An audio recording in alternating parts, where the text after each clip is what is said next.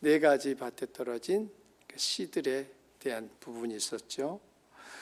두 번째와 세 번째 비유가 오늘 본문에 나오는 자라나는 씨와 겨자씨 비유입니다.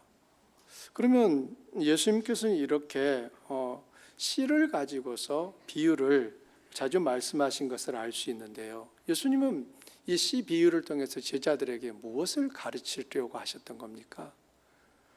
다시 말하면 예수님은 이 씨 비유를 통해서 우리에게 무엇을 말씀하시려고 하는 걸까요? 우리는 26절과 30절에서 그 답을 찾을 수 있습니다. 자, 26절에 이렇게 말합니다. 또 이르시되 하나님의 나라는 사람이 씨를 땅에 뿌림과 같으니. 그리고 30절도 보면 또 이르시되 우리가 하나님의 나라를 어떻게 비교하며 또 무슨 비유로 나타낼까? 또 이르시되라는 이 말로 시작되는 두 번째와 세 번째 씨의 비유는 하나님 나라의 특성을 가르치려는 예수님의 의도를 보여줍니다. 하나님의 나라가 어떤 것인지 예수님 외에는 예수님의 말씀을 듣는 사람이 아무도 몰라요. 보지 않았어요. 그런 그들에게 하나님 나라가 어떤 것인지 예수님은 그들이 이해할 수 있도록 씨를 비유 삼아서 말씀을 전하고 계신 것입니다.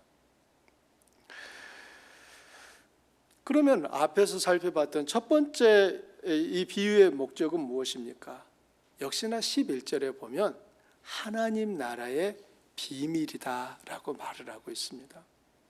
따라서 4장에 나오는 세 가지 씨의 비유는 모두 하나님 나라에 관한 것임을 우리들이 기억하고 이 말씀을 살펴보시기를 바랍니다.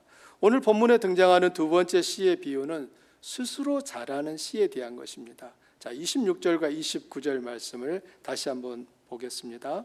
또 이르시되 하나님의 나라는 사람이 씨를 땅에 뿌림과 같으니 그가 밤낮 자고 깨고 하는 중에 씨가 나서 자라되 어떻게 그리 되는지를 알지 못하느니라. 땅이 스스로 열매를 맺되 처음에는 싹이요 다음에는 이삭이요 그 다음에는 이삭의 충실한 곡식이라. 열매가 익으면 곧 낫을 대나니 이는 추수 때가 이르렀음이라. 여러분 이거 다 아시는 거 아니에요?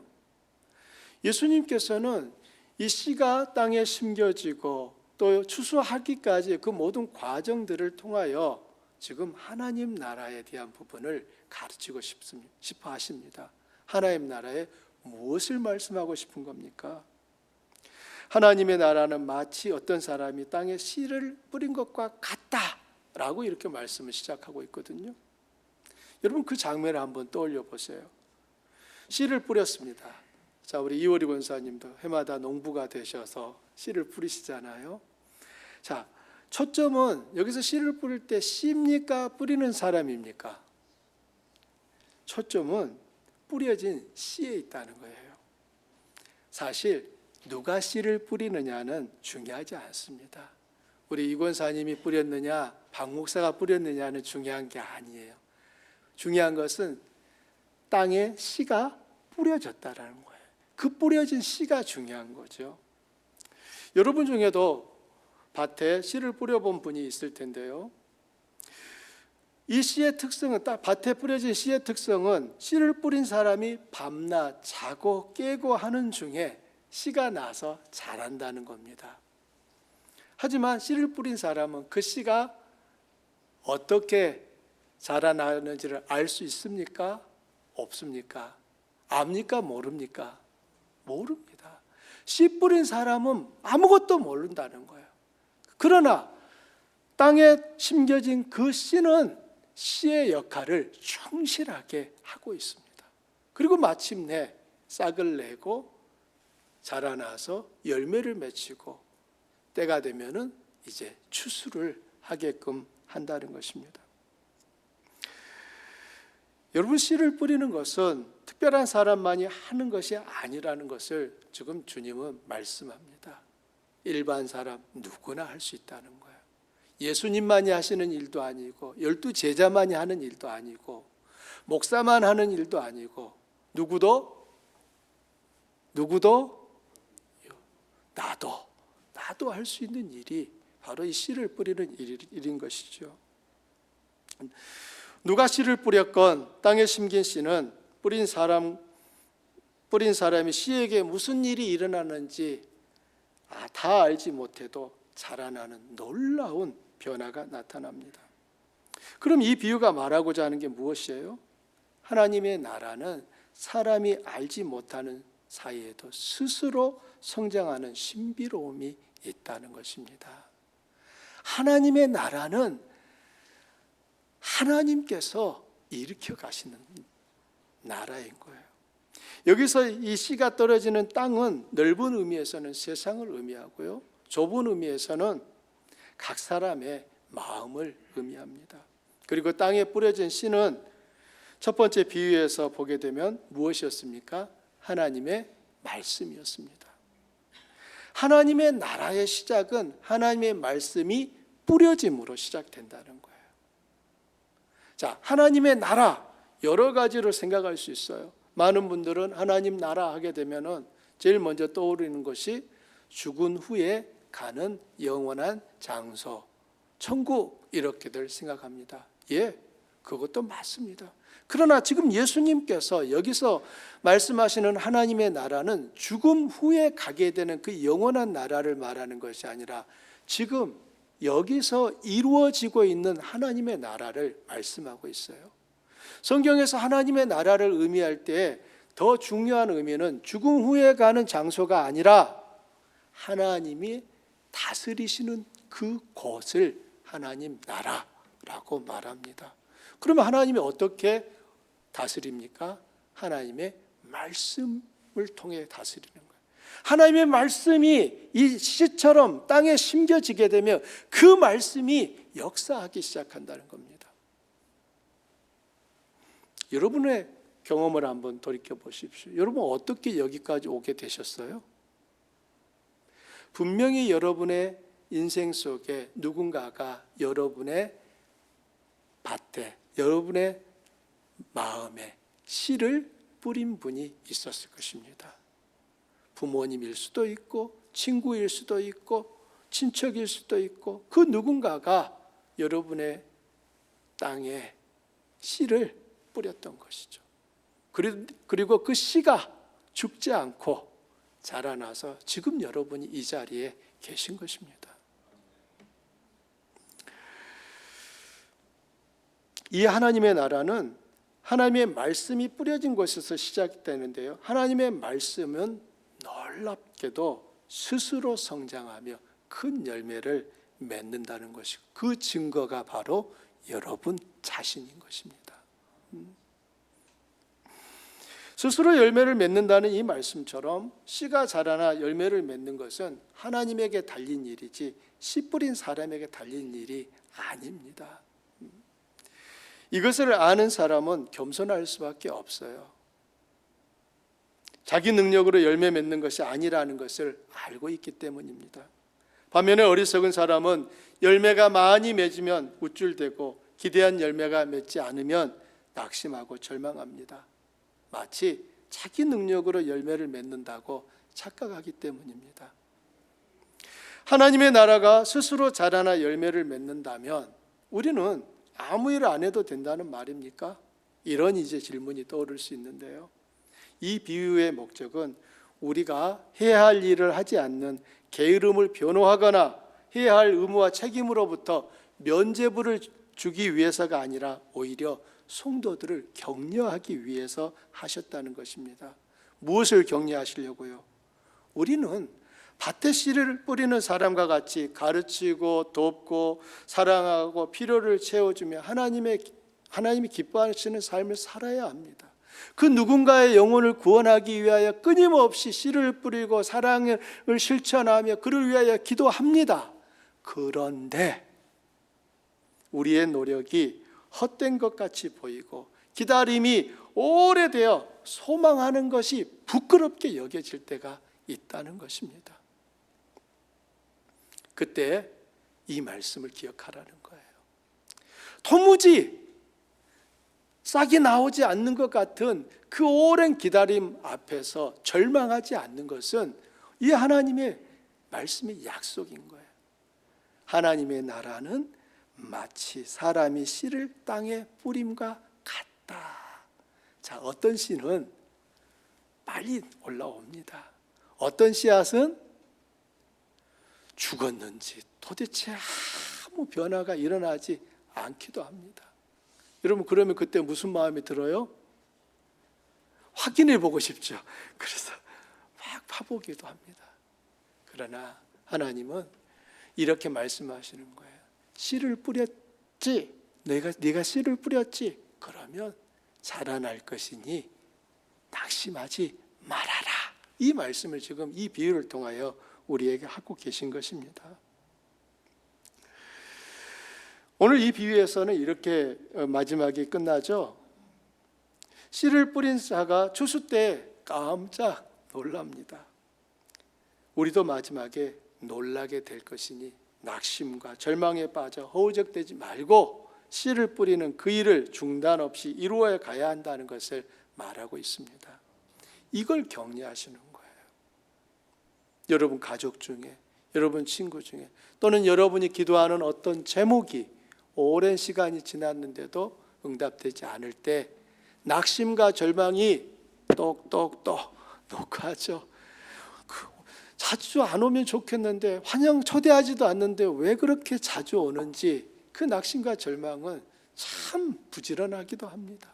그런데 그 앞에 절망하지 말라는 거예요. 우리의 소원함들이 오랫동안 응답이 이루어지지 않으면 힘이 빠지고 절망하고 소원함이 있고, 더 나아가면은 분노가 일어나지요.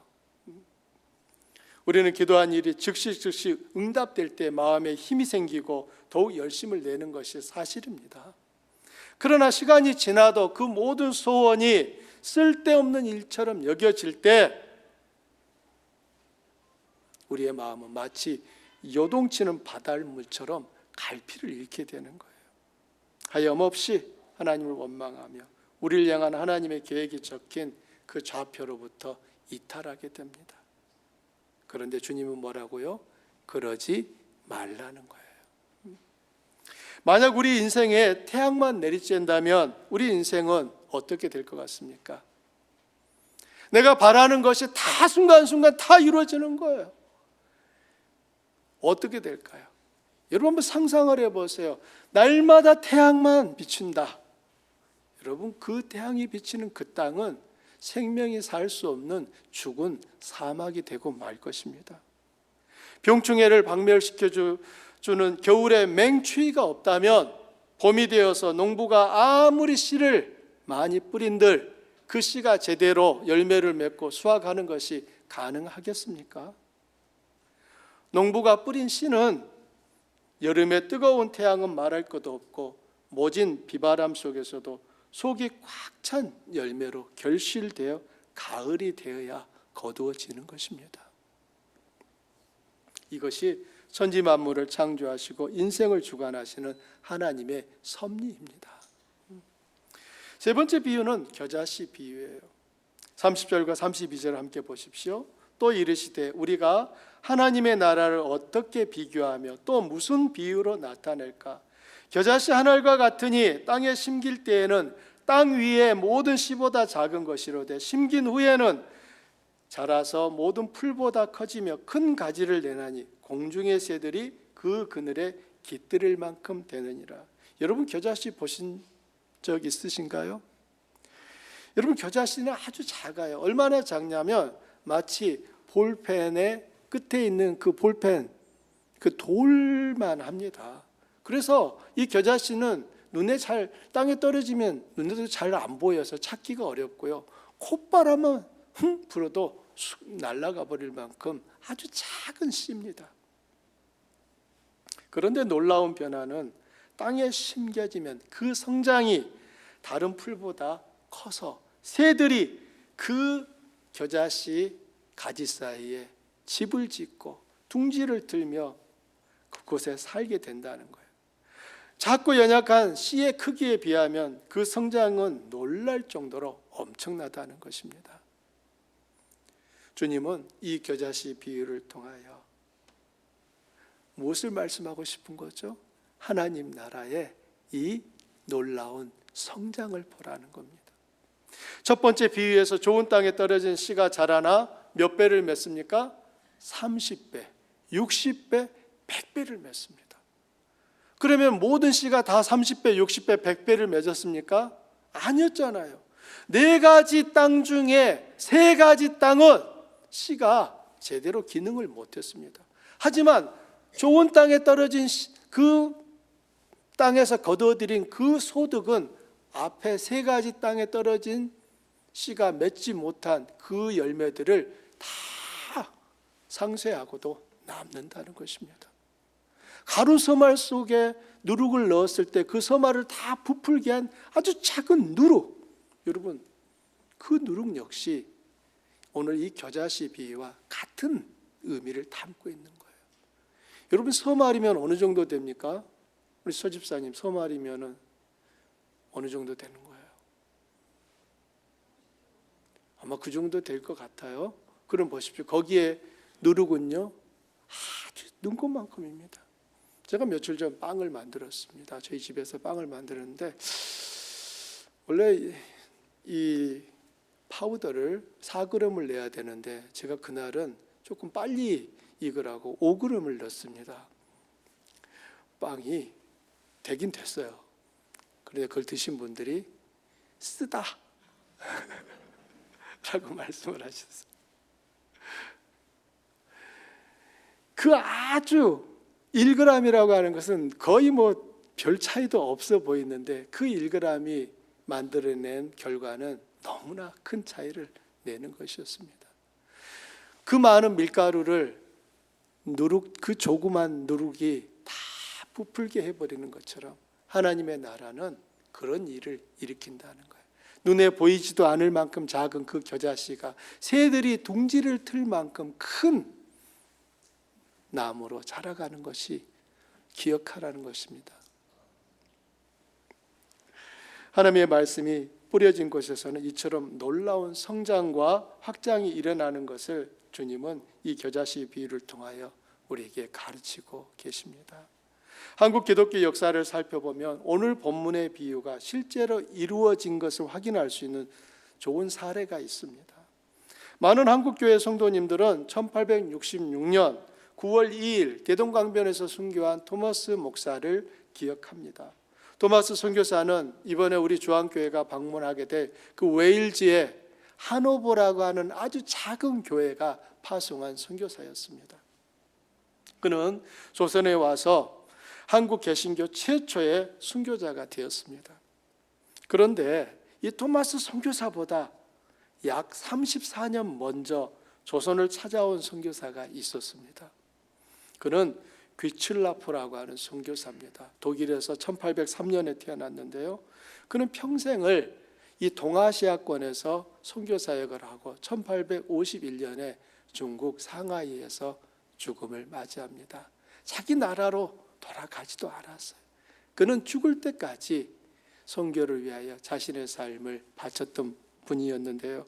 그가 1832년 7월 17일 충청도 고대도에 찾아오게 됩니다. 여러분 혹시 충청도 쪽에서 오신 분 계십니까? 그 고대도에 귀칠라프와 그 일행들이 배를 타고 와서 그곳 관리를 만났습니다. 그때 그들이 로드 에머스트라고 하는 그 배를 타고 왔는데 로드 에머스트의 선장이었던 린세이가 이 고대도에 있는 관리들을 통해서 왕에게 통상을 원한다는 서신과 또 한문 성경 한 질과 몇 개의 전도지를 함께 보냈습니다. 그 당시에 왕은 어디에 있었습니까? 한양에 있었죠. 이제 한양에서 정갈이 오기를 기다리는 동안 이 귀칠라프 일행은 관리들을 피해서 고대도 섬에 내려 그 섬 주민들과 접촉을 시도합니다. 그리고 자신들이 가지고 온 책과 의약품과 성경을 나누어 주었습니다. 귀칠라프는 그날의 일을 자신의 일기에 이렇게 써놓았습니다. 내가 복음서를 몇 책 주었더니 그들은 너무 고마워 답례할 물건이 없음을 미안히 여기면서 입담배 몇 개를 주었다. 충청도 고대도에 살았던 우리 선조들 중에 어떤 분들이 이렇게 하셨던 거예요. 또한 귀출라프 일행은 충청도 고대도의 섬 주민에게 감자씨를 나눠줬습니다. 파종법도 또 재배법도 함께 가르쳐 주었는데요. 감자는 오늘날 우리 한국인의 식탁에서 익숙한 식재료지만 조선시대까지만 해도 감자는 외래 작물이었습니다.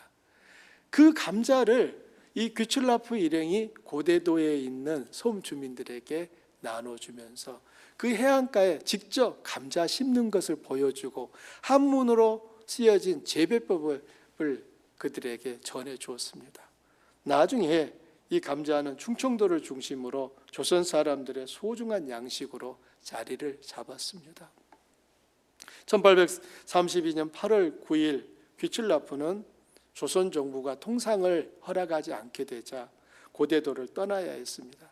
그때의 그 심정을 귀출라프는 자신의 회고록에 이렇게 적어 놓았습니다. 나의 전한 복음이 하나님의 섭리 속에서 반드시 열매를 맺게 될 것을 확신합니다. 나는 이것을 믿었기에 영광에 찬 십자가의 도를 조선인에게 전하였습니다.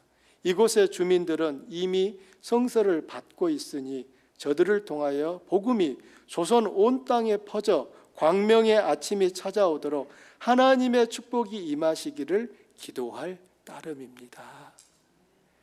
여러분, 귀출라프 선교사가 고대도를 떠나면서 그 마음속에 그의 눈앞에 이루어진 것은 아무도 복음을 받아들이고 환영하지 않아요. 국왕도 떠나라고 합니다. 그렇지만 그가 전해준 그 성경을 통하여 이 초선 사람들이 변화될 것을 귀출라프는 주님 앞에 믿음으로 바라보며 기도를 심었습니다. 귀출라프는 조선에 오래 머물지 않았지만 한국 기독교 역사 속에 그는 복음의 씨앗을 뿌린 최초의 서양인 중에 한 명으로 기록되어 있습니다. 그로부터 50년이 지난 1882년 그리피스라고 하는 선교사가 그의 저서 조선 은둔의 나라라고 하는 책을 쓰게 됩니다. 그 서문에 이렇게 써놨어요.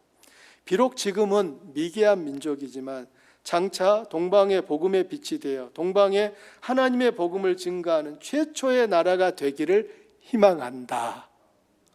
1882년에 써놓은 서문이에요. 하나님은 이 땅을 다녀갔던 그 우리가 잘 알지도 못하는 그 선교사들의 그 발자국들을 사용하셨습니다. 그리고 시간이 흘러 우리 고국 한국은 미국 다음으로 전 세계에 선교사를 두 번째로 많이 파송한 나라가 되어 있습니다. 귀출라프가 조선을 떠나고 34년 후인 1866년 영국의 한 젊은이가 한국 선교의 가능성을 확인하기 위해 미국의 상선 제너럴 쇼몬을 타고 조선에 입국합니다. 그 젊은이가 최초의 개신교 순교자 로버트 선교사입니다. 로버트 선교사는 26살에 대동강변에서 피를 흘리고 죽음을 맞이했는데요. 1863년 6월 4일 고향 하노버 교회에서 목사 안수를 받은 토마스는 그해 12월 아내와 함께 중국 상해에 도착했습니다. 상해를 거점으로 막 선교를 시작하려고 하는 그때 그의 아내 캐롤라인이 그만 세상을 떠나고 말았습니다. 그가 1864년 4월 5일자 런던 선교회에 보낸 그의 첫 편지는 선교 보고서가 아니라 아내의 죽음을 알리는 사망 보고서가 되었습니다. 토머스는 아내의 죽음 앞에 깊은 시루와 절망에 빠지게 됩니다. 그때 그의 나이가 25 정도 됩니다. 이제 막 결혼해서 아내와 함께 선교를 위해 자신의 삶을 불태우겠다고 중국 땅에 도착했는데 도착한 지 얼마 안 돼요. 아내가 죽음을 맞이합니다. 여러분이 토마스였다고 생각해 보십시오. 여러분 어떤 마음이 드셨을 것 같아요? 하나님께 어떤 마음이 들었을까요? 우리 이 토마스가 시르에 빠지고 절망에 빠졌다는 것은 우리의 감정과 경험 안에서 충분히 이해할 수 있는 부분입니다. 토마스는 그 일이 너무 힘든 나머지 그만 선교사로서의 삶을 중단해 버립니다. 그런 그를 하나님이 다시 일으켜 세웁니다. 한 사건이 있었어요. 그 당시에 조선에서 천주교 박해를 피해 목숨을 걸고 중국 산동으로 목선을 타고 도망친 2명의 한국인이 있었습니다. 그 두 사람을 만나면서 토마스는 다시 한번 이 선교의 열망에 사로잡히게 됩니다. 그리고 나서 1865년 9월 13일 황해도 연안의 창린도에 도착을 한 토마스는 약 12월까지 2달 반을 그곳에 머물면서 직접 한국인으로부터 한국어를 배우게 됩니다. 그리고 가지고 갔던 성경을 섬 주민들에게 나누어 주고 중국으로 돌아갔습니다. 해가 바뀌고 이듬해 1월 한국에서 중국으로 동지사 일행을 보냈습니다. 그 당시만 해도 우리 조선은 중국의 영향권 아래에 있었기 때문에 해마다 중국에 조공을 바치고 중국으로부터 간섭을 받아야 됐기 때문에 동지사가 북경에 도착을 한 거예요. 이 북경에 동지사 일행이 왔다는 말을 들은 토마스는 조선 사람을 만나기 위하여 기회를 엿보고 있었습니다. 그때 동지사 일행으로 왔던 사람 중에 한 사람이 슬쩍 지나가면서 토마스 선교사의 주머니에 한문으로 된 쪽지 하나를 딱 넣어줬습니다.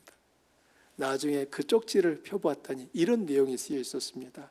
어느 외국인이 서해안에서 배포한 것과 같은 마태복음 책 하나를 구해 주십시오. 토마스는 그 쪽지를 읽는 순간 온몸에 전율을 느끼는 거예요. 왜냐하면 그 책을 나눠줬던 사람이 누구?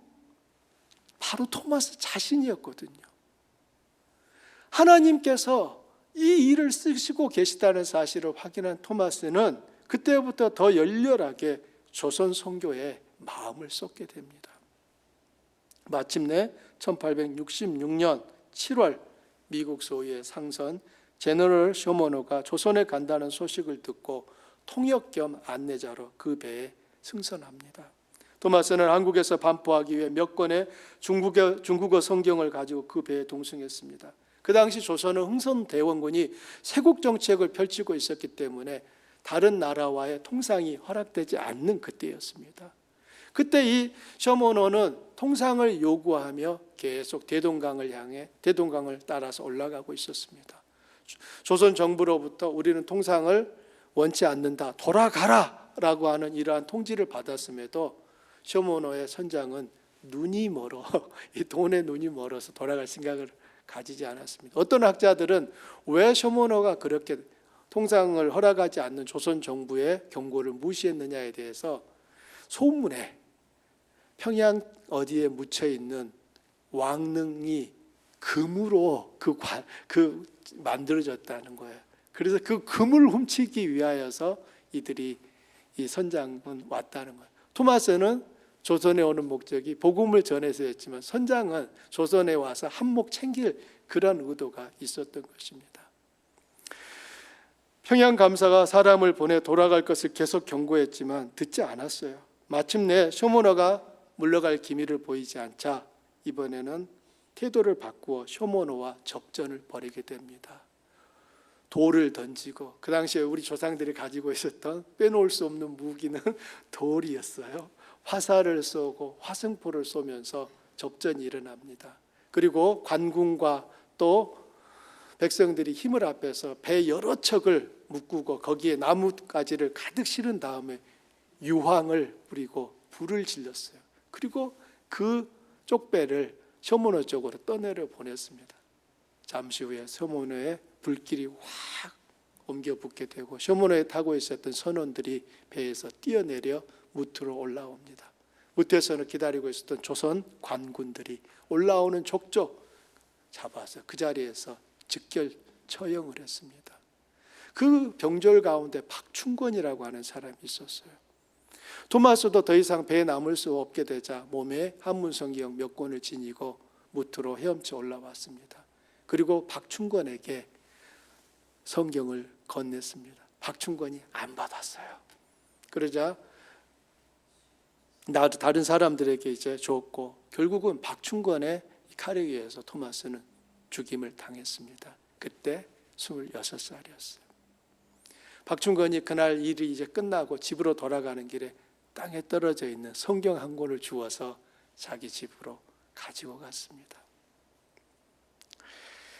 그로부터 약 27년이 지난 후에 한국에서 평양신학교에 교장을 하고 있던 사무엘 마페 선교사가 놀라운 경험을 하게 됩니다. 그는 자신이 경험했던 일을 코리아 미션 필드라고 하는 선교지에 기고했었는데요. 이런 내용이었습니다. 1893년 10월 1일 나는 22명의 학습 교인반을 조직하고 그들을 체계적으로 교육시켰다. 그들 가운데는 1866년에 제너럴 쇼모너의 승무원들과 함께 살해되어 불태워졌던 스코틀랜드 성서공회 서적 행상인 토마스로부터 중국어 신약 성경 한 권을 받은 한 사람이 있었다. 학습교인 22명 중에 그 한 사람이 그 얘기를 사무엘 마펫에게 한 거예요. 토마스로부터 성경 한 권을 건네받은 마펫이 지도했던 그 학습교인이 바로 박충권이었습니다. 뒤에 이 박충권은 예수님을 믿어 안주교의 영수가 되었어요. 토마스 선교사가 건네준 그 성경을 읽고 그는 안주교의 영수가 되었는데, 영수는 그 당시에 목사가 없었기 때문에 교회를 대표하는 사람을 이렇게 부르는 직분이었습니다. 호칭이 영수, 즉 교회의 목사와 같은 역할을 하는 존재가 되었다는 것입니다. 그뿐만이 아니에요. 박충권의 조카 이영태는 후에 주님을 영접하고 평양 숭실전문학교를 졸업한 뒤에 미국 남장로교회 레이롤즈 선교사의 조사로 있으면서 한국 성경번역위원회 한 사람으로 큰 기여를 해서 한국어 성경이 번역되는데 일조를 했습니다. 그리고 쇼모너가 불타는 광경을 목격한 사람 중에 12살이었던 최치랑은 토마스가 주는 3권의 성경을 받았는데, 이 최치랑은 자기가 집으로 가지고 갔던 그 성경 때문에 큰 낭패를 당할까 두려워서 그 3권의 성경을 가지고 영문 주사였던 박영식에게 건네줍니다. 박영식은 그 성경을 뜯어서 자기 집에 벽지로 다 발라버린 거예요. 어느 날 최치랑이 그 집을 놀러 왔어요. 그리고 벽에 붙어져 있는 그 성경을 읽고 최치랑이 예수님을 믿게 되었습니다. 성경을 찢어서 벽에 도배를 했던 그 집은 나중에 평양 최초의 예배당인 널다리 교회 예배당이 되었습니다. 사랑하는 성도님들, 토마스 선교사가 조선에 머문 시간은 단 하루도 되지 않았습니다. 그가 물론 며칠을 배 안에서는 있었지만 사람들과 만나지도 못했습니다. 그렇지만 토마스가 했던 일은 성경을 나눠주는 일이었어요. 그런데 하나님은 토마스가 목숨을 걸고 나눠진 그 성경을 통하여 조선이라고 하는 나라에, 그 이후 대한민국에 어마어마한 복음의 부흥을 일으키셨다라고 하는 사실입니다. 마치 26세의 나이로 너무도 짧은 생을 마감한 토마스의 죽음은 어떤 부분에서 보면 마치 헛되게도 보이기도 합니다. 그런데 하나님은 토마스의 삶을 오늘 본문의 땅에 심겨진 씨앗처럼 사용하신 것입니다. 씨가 땅속에 묻히면 그 성장이 보이지 않아 마치 죽은 것처럼 보이죠. 그런데 비록 눈에 보이지 않아도 땅에 심겨진 하나님의 말씀이 거둔 열매는 참으로 놀랍기만 합니다. 어떤 분은 토마스의 죽음을 보며 하나님이 너무하신 것 아니냐고 볼멘 소리를 할 수도 있을 것입니다. 사실 우리도 그렇지 않습니까? 하나님이 하시는 그 일이 도무지 이해되지 않고 해석되지 않아서 하나님께 섭섭한 마음을 가질 때가 우리도 있지 않습니까? 토마스 선교사의 아버지는 그 아들이 조선에 선교사로 갔는데 며느리가 죽었다는 그 소식에 뒤이어 아들마저 죽었다는 소식을 들었을 때 어떠했을까요? 한호부 교회에서 토마스 선교사를 파송했던 그때의 목사가 자기 아버지였어요. 제가 작년에 한호부 교회를 방문했을 때 그 아버지의 묘가 한호부 교회 바로 앞에 있더라고요.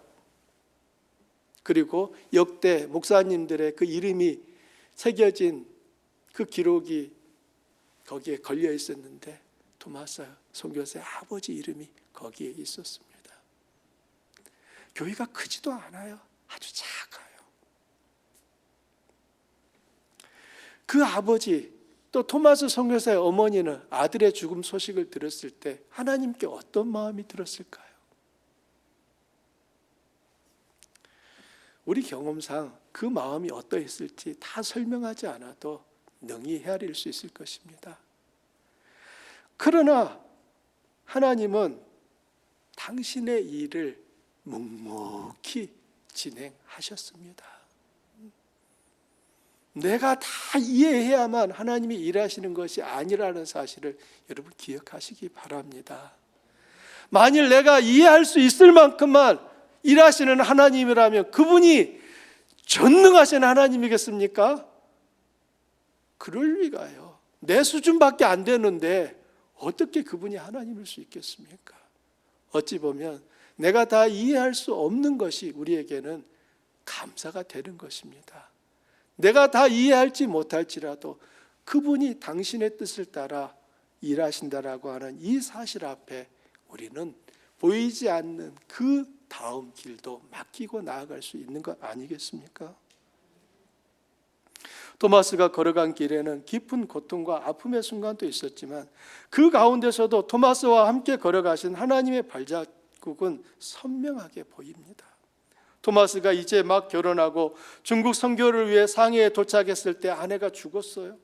깊은 시루와 절망에 빠져 선교를 포기하려 했을 때 조선에서 목숨을 걸고 산동성에 온 2명의 천주교인을 만나지 않았더라면, 창린도에서 섬 주민들에게 성경을 나눠주지 않았더라면, 북경에서 동지사로 온 사람으로부터 성경을 구해달라는 쪽지를 받지 않았더라면, 제너럴 쇼모노의 통역관으로 동행하지 않았더라면, 병졸 박충권의 칼에 죽지 않았더라면, 최철랑이 토마스가 건네준 성경을 받지 않았더라면, 박영식이 그 성경으로 벽지를 바르지 않았더라면, 최철랑이 벽지로 바른 그 성경을 읽지 않았더라면, 그 집이 평양 최초의 교회가 되지 않았더라면 지금과 같은 놀라운 한국교회의 부흥은 일어나지 않았을 것입니다. 그런데 하나님은 토마스가 걸어간 발걸음 이전에 귀출나프를 준비하셨고 토마스 한 사람의 죽음을 통해 수많은 생명들이 살아나게 하셨습니다. 사실 우리는 하나님이 하시는 일을 다 알지 못합니다. 그리고 다 알 수도 없습니다. 그래서 우리는 자주 내 계획, 내 생각, 내 경험 이것들과 다른 상황이 펼쳐질 때면 하나님께 성을 내며 얼굴을 붉힙니다.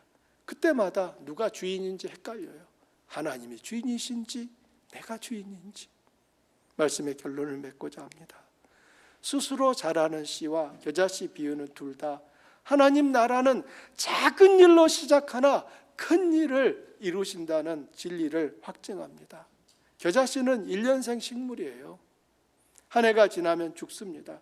그런데 겨자씨가 한 해로 끝나지 않고 영속되는 것은 다시 씨를 뿌리는 일에 달려 있습니다.